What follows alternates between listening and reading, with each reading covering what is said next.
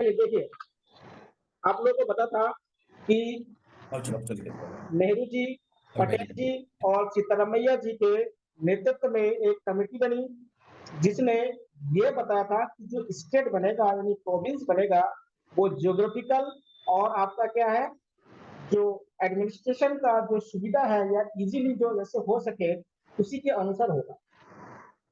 लेकिन आपको पता है कि जो मद्रास प्रांत उस समय रहा होगा, उसमें एक व्यक्ति थे, श्री रमन्नू भंजिगा। उनका नाम क्या था? श्री रमन्नू नाम। इन्होंने सबसे पहले क्या है, हंगर स्ट्राइक कर दिया, यानी भूख हड़ताल कर दिया और इन्होंने बताया कि जो आंध्र प्रदेश है, यानी आंध्र प्रदेश में जो लोगों का जो भाषा है, वो है तेलुगु भाषा। यानी जितने एरिया में लोग तेलुगु बोलते हैं, उन एरिया को मिला के एक प्रोविंस या एक राज्य बना दिया। इसको मिला के जो तेलुगु लैंग्वेज है, तेलुगु लैंग्वेज के जितने भी सिटीजन हैं, उनको बना के मिला के एक क्या है, अलग सा स्टेट बना दिया जाए। यानी अगर आपसे पूछा जाए कि लैंग्वेज के बेस पर यानी भाषा के आधार पर सबसे पहले स्टेट कौन सा बना है, वो आंध्र प्रदेश बना है। धन्यवाद। भाषा के आधार पर या लैंग्वेज के बेस पर सबसे पहले जो राज्य बने हैं, वो बने हैं आपका आंध्र प्रदेश। और इन्होंने क्या किया था, भूख हड़ताल किया था। इन्होंने क्या किया था, भूख हड़ताल किया था और बनता है 1953 में आंध्र प्रदेश बनता है भारत का पहला लैंग्वेज बेस्ड प्रोविंस। यानी क्या है, भाषा के आधार पर, लैंग्वेज के आधार पर बना हुआ क्या है, पहला राज्य। लैंग्वेज के आधार पर पहला राज्य क्या है, आपका आंध्र प्रदेश। कौन सा राज्य है, ये देखिएगा, आंध्र प्रदेश। आंध्र प्रदेश। ये वाले प्रोविंस आपको दिखाया जा रहा है, देखिए।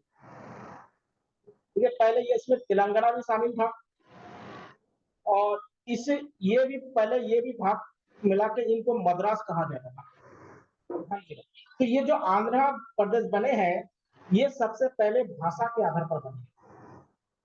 जब ये भाषा के आधार पर बने, तब अलग-अलग जो हमारे इंडिया के पार्ट्स हैं, वहाँ के जो नेता थे, जो स्थानीय नेता है, जिसे कहते हैं लोकल लीडर। तो लोकल लीडर भी क्या है, अपने-अपने क्षेत्र में लैंग्वेज के आधार पर क्या है, स्टेट का डिमांड करना शुरू कर दिया। लैंग्वेज के आधार पर क्या कर दिया, स्टेट का डिमांड करना उन्होंने शुरू कर दिया। ठीक है, स्टेट का उन्होंने डिमांड करना शुरू कर दिया और इसी के आधार पर क्या है, भारत के अलग-अलग क्षेत्र में क्या है, इनका डिमांड होने लगे। तभी जाके हमारे जो उस समय के गवर्नमेंट थे, यानी जो केंद्र सरकार थे, यानी नेहरू जी के जो सरकार थी, उन्होंने बताया, उन्होंने एक कमेटी बनाया था, जिनका अध्यक्ष था डॉक्टर फजल अली। इसको डॉक्टर फजल अली कमीशन कहा जाता है। तो डॉक्टर फजल अली कमीशन बनाया गया था कि ये जो नए भारत का आजादी के बाद ये जो अलग-अलग डिमांड होने लगे लैंग्वेज के आधार पर, तो इसको कैसे इसको सॉल्व किया जाए, रिज़ॉल्व कैसे किया जाए। तो इसके लिए उन्होंने कमिटी बनाया फजल अली के, उसको कहते हैं राज्य पुनर्गठन आयोग कहा जाता है, यानी स्टेट रीअरेंजमेंट आयोग या कमीशन कहा जाता है। तो इन्होंने 1956 में अपनी रिपोर्ट दी। तब अपने रिपोर्ट दी, देखिए सबसे पहले क्या हुआ, सबसे पहले 1953 में एक आयोग बनता है डॉक्टर फजल अली के नेतृत्व। ये उस समय सुप्रीम कोर्ट के क्या था, जज थे, तो उनके नेतृत्व में बनाए गए थे डॉक्टर फजल अली। और इसे कहते हैं राज्य पुनर्गठन आयोग कहा जाता है, राज्य पुनर्गठन आयोग या स्टेट रीअरेंजमेंट कमीशन कहा जाता है। और इन बना कब था, 1953 बना था। इसका जो रिपोर्ट आया था, रिपोर्ट कब आया था, 1956 में। तो 1956 में जो रिपोर्ट आया था, इस रिपोर्ट के बेस पर या आधार पर भारत को 14 राज्य या स्टेट कह सकते हैं और 6 केंद्र शासित प्रदेश केंद्र शासित राज्य बनाया, यानी 14 क्या बनाया गया है, स्टेट बनाया गया, फुल स्टेट से कहते हैं। अभी बताऊंगा इनमें अंतर क्या होता है, केंद्र शासित प्रदेश और राज्य में अंतर क्या होता है, इन जो यूनियन टेरिटरी होता है और इसमें क्या अंतर होता है आपको पता है। तो 14 स्टेट बनाए गए थे और 6 क्या है, केंद्र शासित प्रदेश या यूनियन टेरिटरी बनाया गया। यूनियन टेरिटरी 6 थे उस समय और 14 क्या थे आपका प्रोविंस या राज्य कह सकते हैं। अब देखिएगा ये जो इसको जो बना गया है, इसका आधार क्या है, भाषा था, मेनली क्या था, भाषा। लेकिन इसमें भी प्रॉब्लम होने लगे। क्यों प्रॉब्लम होने लगा, पहले तो समझ लीजिएगा। देखिएगा गुजरात और जो वर्तमान महाराष्ट्र है, जो गुजरात और जो वर्तमान महाराष्ट्र है, उसको पहले मुंबई प्रांत कहा जाता था। तो सबसे पहले दिक्कत यहाँ शुरू होने लगे कि गुजरात में गुजराती बोलते हैं और महाराष्ट्र में मराठी बोले जाते हैं। तो दोनों में क्या भाषा का टकराव होना शुरू हो गया, गुजराती और इधर मराठी। तो दोनों का जब डिवाइड होने लगे तो इनको बाद में गुजरात और महाराष्ट्र दोनों अलग राज्य बना दिया। इसी प्रकार से देखिएगा जो हमारे पंजाब है, पंजाब जो बनाए गए थे उसमें भी प्रॉब्लम होने लगे। जो पंजाब है उसमें पंजाबी बोलते हैं अधिकतर, और जो हरियाणा बनाया गया था, हरियाणा में हिंदी लोग ज्यादा बोलते हैं। तो हिंदी और पंजाबी में टकराव होने लगे, तो उनको बना दिया गया, तो उनको भी क्या है अलग बना दिया गया। तो इसी प्रकार से क्या है, धीरे धीरे पहले भाषा के आधार बनाया, लेकिन जब भाषा का प्रॉब्लम सॉल्व हो गया फिर क्षेत्र का बात आ गया। जैसे देखिएगा ये जो अरुणाचल प्रदेश हुआ, जिसको आप सेवन सिस्टर कहते हैं, अरुणाचल प्रदेश हो गया, नागालैंड हो गया, मणिपुर हो गया, त्रिपुरा हो गया, मिजोरम हो गया, आसाम हो गया, मेघालय हुआ। इन देखिए अरुणाचल प्रदेश को छोड़ दीजिएगा, तो अरुणाचल प्रदेश को छोड़ के जितने भी एरिया है ना इधर क्षेत्र का, देखिएगा ये जो क्षेत्र आपको दिखाई दे रहा है, ये जो क्षेत्र दिखाई दे रहा है, यहाँ से लेके यहाँ तक का जो क्षेत्र आपको दिखाई दे रहा है, ये अरुणाचल प्रदेश को छोड़ के और सिक्किम को छोड़कर, ये जो था ये उसको आसाम कहा जाएगा, समझिए। बाद में आसाम से क्या होगा, ये सब अलग होगा। बाद में क्या है, ये आसाम से धीरे धीरे अलग हुआ। देखिए जो अरुणाचल प्रदेश है इसको पहले नेफा कहा जाता था। अभी भी आप लोगों ने देखिएगा चाइना के साथ जो विवाद है ये अरुणाचल प्रदेश के साथ, इसमें मेन मकसद यही था कि इनको नेफा कहा था, नॉर्थ ईस्ट फ्रंट अलायंस कहा जाता था उसको, तो इसको अरुणाचल प्रदेश कहा जाता था। तो अरुणाचल प्रदेश अलग था, लेकिन बाकी जितने और भी राज्य है, यहाँ पे मेघालय हो गया, त्रिपुरा हो गया, मणिपुर हो गया, नागालैंड हो गया और मिजोरम, ये असम में ही शामिल था। और धीरे धीरे क्या हुआ अलग, क्यों देखिएगा इसमें प्रॉब्लम क्या था कि मणिपुर में कुछ क्षेत्र राजा के अंडर में था और कुछ क्या था स्वतंत्र था, त्रिपुरा में भी वैसे है, मिजोरम में भी वैसे है, और नागालैंड में वहां पे आदिवासी इलाका पर किसी कब्जा था ही नहीं। इधर आके देखिए सिक्किम, सिक्किम क्या है ये अलग ही था, क्योंकि यहाँ पे क्या राजा का शासन था, बाद में क्या है राजा ने क्या है भारत सरकार के साथ क्या विलय किया, तो सिक्किम क्या होगा, ये असम से अलग ही था पहले ही अलग, तो इनका कोई अलग सीन नहीं था, तो ये अलग ही रहे। ठीक है, उसके बाद एक लोग का ज्वाइन करना है।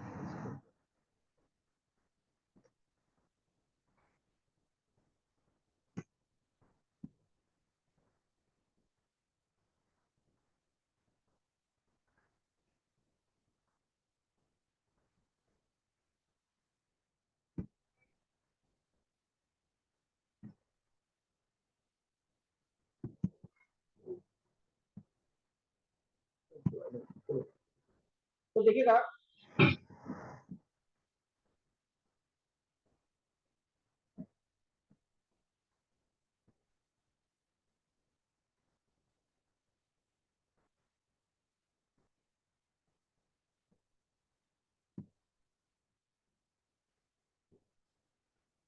तो सिक्किम अलग था, वो राजा के अंडर में था, वो अलग। उसके बाद देखिएगा यहाँ पे गोवा आपको दिखाई दे रहा है, गोवा। देखिए गोवा क्या था पहले, जो पुर्तगाल थे इनके अंडर में, ये 1961 में क्या होगा, इससे आजाद हुआ। और उसके बाद उसको यूपी के रूप में अपना के बाद में 1987 आपको लिखा दूंगा। 1987 में क्या होता है, ये इसको अलग से राज्य बनाता है। गोवा के पहले भारत में शामिल नहीं था, क्योंकि 61 में ये भारत में क्या हुआ, इसको विलय किया गया। हाँ जी। तो ये क्या है राज्य। उसके बाद आपको देखिएगा, आपको मालूम होगा कि 2000 में 3 राज्य बनाया गया था। सबसे पहले आपका बनाया गया था छत्तीसगढ़, फिर उत्तराखंड और फिर आपका झारखंड। ये 2000 में बनाया गया था। झारखंड देखिए, छत्तीसगढ़ को 1 नवंबर को बनाया गया था, उत्तराखंड को 9 नवंबर को बनाया गया था और झारखंड को 15 नवंबर को। ठीक है। उसके बाद देखिएगा अलग कौन हुआ, तेलंगाना अलग हुआ, इससे आंध्र प्रदेश से। ये 2014 को अलग हुआ। तो जो लेटेस्ट वाला है उसको याद रखिएगा, पूछ सकते हैं कि कौन सा राज्य कब अलग हुआ। लेटेस्ट वाला याद रखिएगा, 2014 को हुआ। और ये 3 क्या है, 2000 को हुआ। ये सब लिखा देंगे, नोट्स में होगा। उसके बाद देखिएगा 2019 में क्या हुआ, 2019 में जम्मू कश्मीर को 2 भागों में बांट दिया। एक आपका क्या है, लद्दाख, और एक आपका जम्मू कश्मीर। इसके बाद क्या है, एक और काम किया गया था।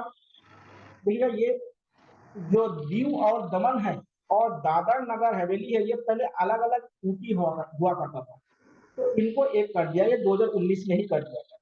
उसके बाद 2019 के बाद 2019 के बाद भारत में कोई नया राज्य और कोई नया यूटी भी नहीं बना। तो 2000 क्या है, 19 से पहले ही, मतलब 19 तक क्या है, ये सारे क्या है, बने हुए हैं।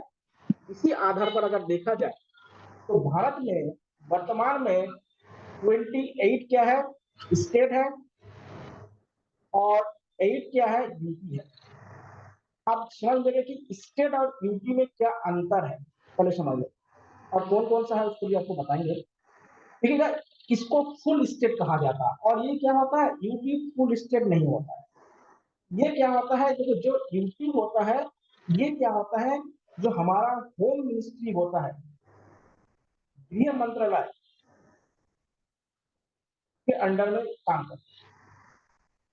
और यहाँ पे जो शासन होता है वो डायरेक्ट राष्ट्रपति के निर्देश पर होता है। समझे। यहाँ पे जितने भी सुरक्षा संबंधित जो भी चीज होता है, वहाँ पे गृह मंत्रालय यानी जो हमारे जो होम मिनिस्ट्री होता है उसके अंतर्गत होता है। इसलिए आप लोगों ने देखा होगा, दिल्ली का ही बहुत बार चर्चा चलता रहता है। दिल्ली में आप लोगों ने देखा है, जो पुलिस है ना, वो दिल्ली सरकार के अंतर्गत नहीं, ये किसके अंतर्गत है, ये आपका गृह मंत्रालय का, यानी होम मिनिस्टर के अंतर्गत उसके अंतर्गत। और यहाँ के जितने भी एडमिनिस्ट्रेशन होगा वो क्या होता है, डायरेक्ट राष्ट्रपति यहाँ पे करते हैं। इसलिए देखिए, इसके जगह पे क्या होता है, इसके राष्ट्रपति यहाँ पे 2 व्यक्तियों को क्या होता है, नियुक्त करता है। अलग अलग जगह पे अलग अलग होता है। कहीं कहीं पे आप लोगों ने उपराज्यपाल का नाम सुना होगा, इसको लेफ्टिनेंट गवर्नर कहा जाता है। और कहीं कहीं पर आपने प्रशासक का नाम सुना होगा, एडमिनिस्ट्रेटर। ये एडमिनिस्ट्रेटर है। और क्या है, इसको लेफ्टिनेंट गवर्नर का, जिसको एलजी कहते हैं। और यहाँ पे क्या होता है, प्रशासक या एडमिनिस्ट्रेटर होता है। देखिए एलजी कहाँ कहाँ पे है, ध्यान दीजिएगा। एलजी आपका कहाँ पे है, एक तो दिल्ली में है, कोई पूछ सकता है। एक आपका क्या है, जम्मू कश्मीर में है, जहाँ पे एलजी है, बता दे रहा हूं। और एक आपका पुडुचेरी में है, जो साउथ में है, आपको बताऊंगा। और एक आपका क्या, लद्दाख। प्रशासक कहाँ कहाँ पे है, ध्यान दीजिएगा। क्योंकि ये 4 हो गया और 4 जगह प्रशासक है। एक हो गया आपका चंडीगढ़, एक हो गया आपका लक्षद्वीप, दमन, और आपका अंडमान निकोबार द्वीप। तो अंडमान निकोबार है, इन जगह पे क्या है आपका एडमिनिस्ट्रेटर, मान लीजिएगा। तो 8 क्या है आपका यूनियन टेरिटरी। कहाँ कौन कौन सा है, ऊपर से अगर देखेंगे तो क्या है, जम्मू कश्मीर है, लद्दाख है, चंडीगढ़ है, दिल्ली है, उसके बाद दमनदीप है, लक्षद्वीप है, पांडिचेरी है, पुडुचेरी जिसको पुडुचेरी या पांडिचेरी कहते हैं, और आपका अंडमान निकोबार द्वीप समूह। देखिए अंडमान निकोबार द्वीप समूह आपको यहाँ दिख रहा है, यहाँ आपका लक्षद्वीप है, ये आपका देखिए पुडुचेरी है। देखिए पुडुचेरी क्या है, 3 जगह पे अलग-अलग जगह पे मिला के इसको पुडुचेरी कहते हैं। दमनदीप यहाँ पे है, और ये आपका दिल्ली हो गया, और ऊपर क्या होगा, जम्मू कश्मीर और लद्दाख। तो इस प्रकार से क्या है आपका, यहाँ पे 8 ऐसे जगह है जिसको आपको क्या कहते हैं, यूनियन टेरिटरी कहा जाता है। और यहाँ पे जो शासन होता है वो डायरेक्ट क्या होता है, राष्ट्रपति का शासन होता है, और लॉ एंड ऑर्डर क्या होता है, हमारे जो होम मिनिस्ट्री होता है, होम मिनिस्ट्री के अंतर्गत इसका मतलब होता है होम मिनिस्ट्री के अंतर्गत इसमें शासन को किया जाता है। इसका मतलब होम मिनिस्ट्री के अंतर्गत शासन किया जाता है। लेकिन क्या होता है, एक बात और समझ लीजिएगा, इनमें से समझ लीजिएगा, इनमें से ये जो 3 जो आपको यूपी दिखाई दे रहा है, 3 यहाँ पे क्या है, स्टेट लेजिस्लेटिव असेंबली है, जिसको आप कहते हैं विधानसभा। समझिए, पहले यूपी छोटा है, इसको पहले समझ लेते हैं। 3 जगह पे क्या है, स्टेट लेजिस्लेटिव असेंबली है, जहां पे लोग चुनते हैं अपने प्रतिनिधि को, अपने रिप्रेजेंटेटिव को क्या है, ये लोग सेलेक्ट करते हैं या इलेक्ट करते हैं।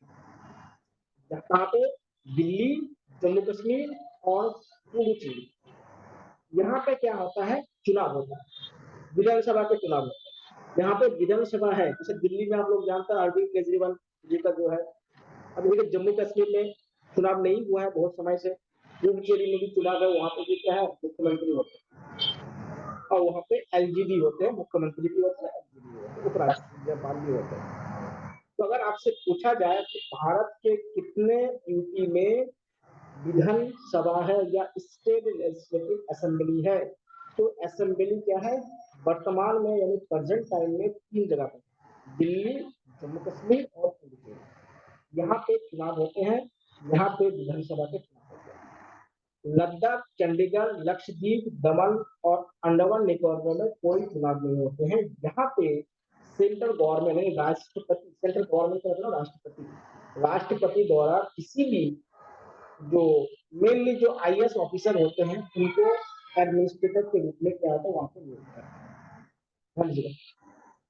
दूसरी बात क्या होता है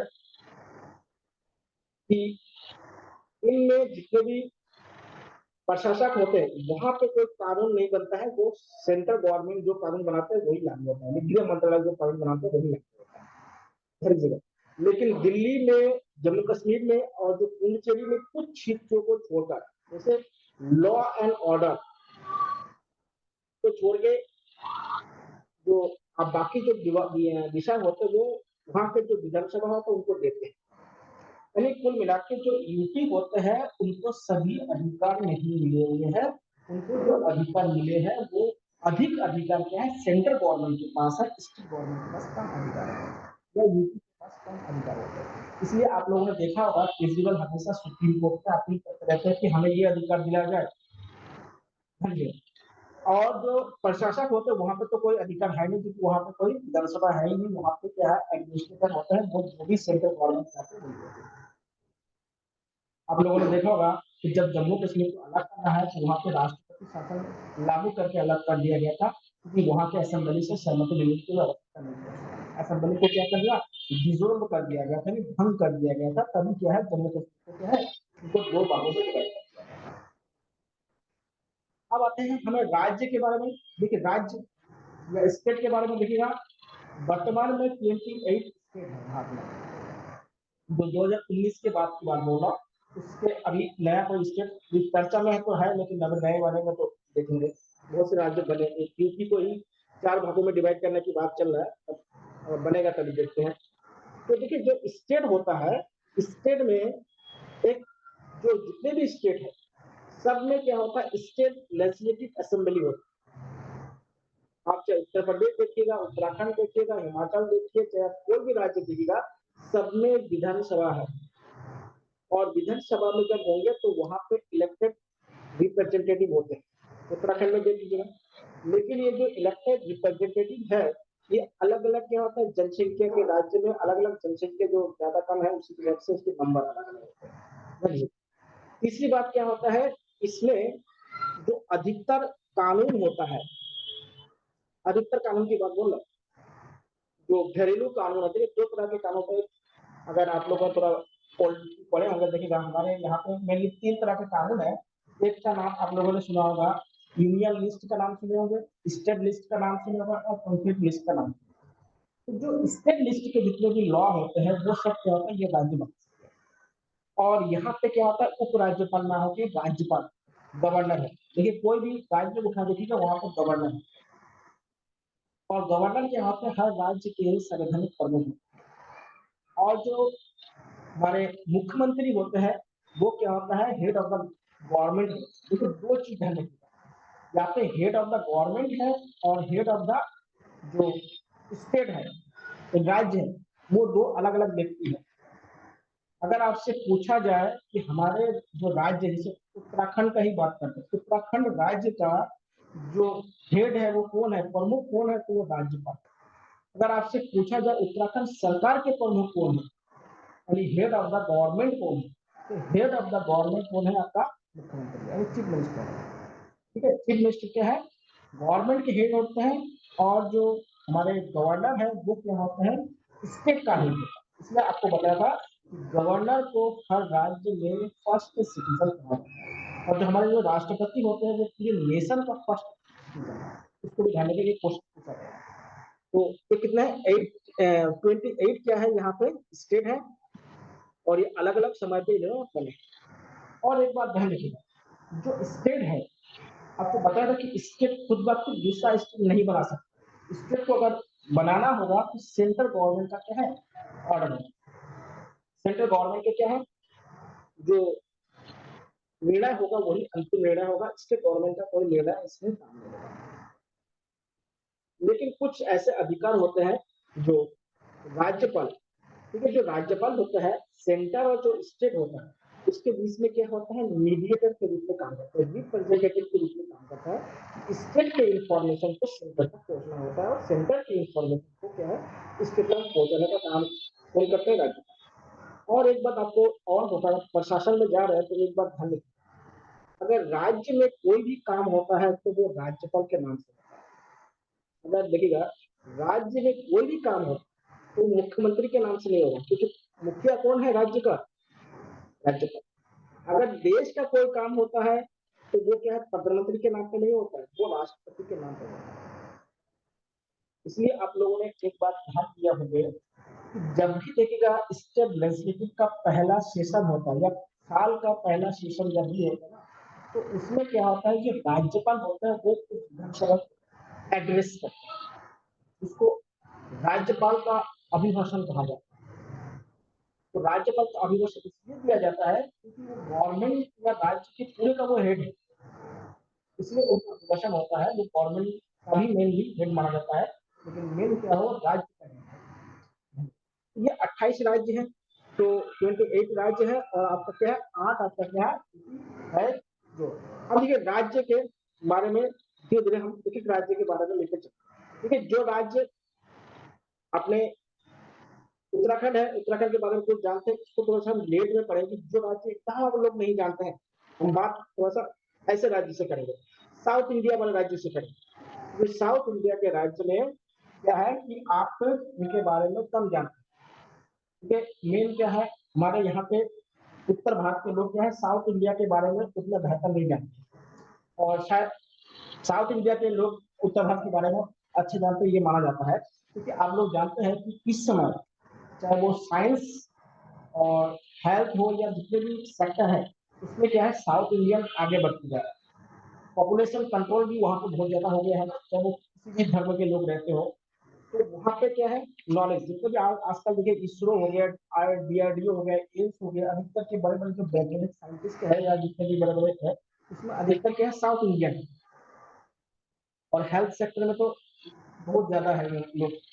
तो इसलिए क्या है उनका एजुकेशन है लेकिन इसके भी कुछ कारण होते हैं क्योंकि देखिए साउथ इंडिया के अधिकतर जो स्टेट है ना वो क्या है बॉर्डर से लगे हुए हैं यानी इसका जो बॉर्डर है उसका जो सीमा है वो क्या है, आपके जल से लगे हुए यानी समुद्र से लगे हुए। और देखिए जब तक क्या होता है कि आप कल्चरल रूप से या सांस्कृतिक रूप से या सांस्कृतिक रूप से अलग-अलग लोगों से नहीं मिलेंगे ना, तो आपका डेवलपमेंट नहीं हो सकता, या किसी का भी डेवलपमेंट नहीं हो सकता। क्योंकि आप लोग जानते हैं कि एक जगह पे रहेंगे, जैसे कहावत सुने होंगे मेढक कुएँ का मेढक। तो कुएँ का मेढक क्या है, अगर कुआँ ही उनका पूरा दुनिया लगता है, उसी प्रकार से क्या है, नॉर्थ इंडिया में देखिएगा अधिकतर जो स्टेट है ना, उसको लैंड लॉक स्टेट कहते हैं। मतलब लैंड लॉक स्टेट क्या होता है? लैंड लॉक स्टेट का मतलब होता है ऐसे राज्य जो क्या है, समुद्र से जुड़े हुए ना हो। और जहाँ पे आज की बात छोड़िए, थोड़ा सा आज से 20-25 साल पीछे जाइए, तो देखिए जितने भी लैंड लॉक स्टेट है ना, यहाँ पे सांस्कृतिक आदान प्रदान बहुत कम है। आजकल थोड़ा सा मीडिया और ये जो इंटरनेट वगैरह आके बहुत सारे चीज बढ़ता जा रहा है। टूरिज्म में बहुत सारे अच्छे काम किए हैं, इसमें बहुत चीज को बदला। लेकिन साउथ इंडिया में आज से 30-40 साल पहले सोचिएगा, यहाँ पे लोग ट्रेड करने आते हैं। भाई जितने भी हमारे देश में पोर्ट है यानी बंदरगाह है, सब साउथ इंडिया में है। तो साउथ इंडिया में यहाँ पे क्या होगा, ट्रेड होगा, तो बाहर जाने का मौका मिलेगा। आप देखिएगा साउथ इंडिया से अधिकतर क्या अरब कंट्री में, बाकी देशों में क्या होता है, यही के लोग ज्यादा गए हुए हैं। पहले, आज की बात नहीं करो, पहले की। तो इसलिए क्या होता है, यहाँ पे जो सांस्कृतिक जो मेल मिलाप है बहुत ज्यादा क्या ओपन है, लेकिन कल्चर कहीं कहीं पे थोड़ा सा क्या होता है, दक्षिणपंथी विचारधारा में भी आता है। तो ध्यान रखिएगा, तो यहाँ पे क्या है, अधिकतर क्या चीज क्या है, सागर से मिलते कि एक बार ध्यान सुनिए, यहाँ से लेके, यहाँ से लेके ये जो एरिया आपको दिखाई दे रहा है, ये क्या है, समुद्र से मिले हुए। और ये जितने भी ये समुद्र से मिले हुए जो आपका स्टेट आपको दिखाई दे रहा है, यहाँ पे आइएगा तो पहले एक नंबर पे गुजरात है, दूसरे नंबर पे आपका क्या महाराष्ट्र है, तीसरे नंबर पे गोवा है, चौथे नंबर पे कर्नाटका है, पांचवे में आपका क्या है, केरला है, छठे पे आपका तमिलनाडु है, सातवें पे क्या है आपका आंध्र प्रदेश है, आठवें में क्या है ओडिशा है, और नौवे में क्या है वेस्ट बंगाल। तो जो 9 ऐसे राज्य है जो क्या है समुद्र से मिले। देखिए यहाँ पे स्थित है, देखिए तो 9 राज्य क्या है। हाँ, और इसकी जो टोटल जो बाउंड्री है वो कितना किलोमीटर का है, 6100 किलोमीटर का बाउंड्री। ये गुजरात से लेके ये वेस्ट बंगाल तक का। और कितना किलोमीटर क्या है इसकी बाउंड्री, तो इसके बाउंड्री कितने किलोमीटर है, और एक बात है इसमें, अगर एक क्वेश्चन बहुत बार ज्योग्राफी में पूछ जाता है, तो स्टेट है तो आपसे भी पूछ सकता है कि अगर आपसे पूछा जाए कि भारत का कौन सा ऐसा स्टेट है जिसका समुद्र सीमा सबसे लंबा है, ये बहुत बार क्वेश्चन पूछा गया है, उत्तराखंड में भी बहुत बार क्वेश्चन पूछा गया है। तो सबसे लंबा या सबसे लॉन्गेस्ट अगर देखा जाए जो समुद्र सीमा है वो गुजरात का। ये क्वेश्चन उत्तराखंड लगभग ऐसे कोई एग्जाम नहीं है जिसमें ये क्वेश्चन ना पूछा गया। तो सबसे लंबा तो किसका है? क्वेश्चन एक बार फिर रिपीट कर देंगे क्या? हाँ, देखिए उत्तराखंड, उत्तराखंड कह रहा हूँ सॉरी, भारत का जो ये 9 राज्य है ना जो समुद्र से लगे हुए हैं, सी से लगे, यानी ये क्या है, इसका बाउंड्री क्या है, बॉर्डर से लगी हुई है। ठीक है, इसमें जो सबसे बड़ी बाउंड्री है, बाउंड्री मतलब सीमा है, वो गुजरात, गुजरात की जो सीमा है वो सबसे लंबा सीमा है जो समुद्र से मिलती है। ये क्वेश्चन बोला कि ऐसे कोई एग्जाम नहीं है जिसमें ये ना पूछा गया। और 9 राज्य है ये भी सब एग्जाम में पूछा गया है। इसके बाद जो 6100 किलोमीटर है ये भी पूछा गया। ये तीनों दिन नहीं है, 9 राज्य, और दूसरा है आपका आंध्र प्रदेश। दूसरा अगर देखा जाए कि बॉर्डर के हिसाब से सीमा के आधार पर दूसरा जो राज्य है वो है आपका आंध्र प्रदेश। तो ये 9 राज्य है और इसकी सीमा इस तरह से बने हुए 6100 किलोमीटर। अब इनको अगर मिला के देखा जाए, अंडमान हो गया, ये हो गया, ये हो गया, तो ये हो जाता है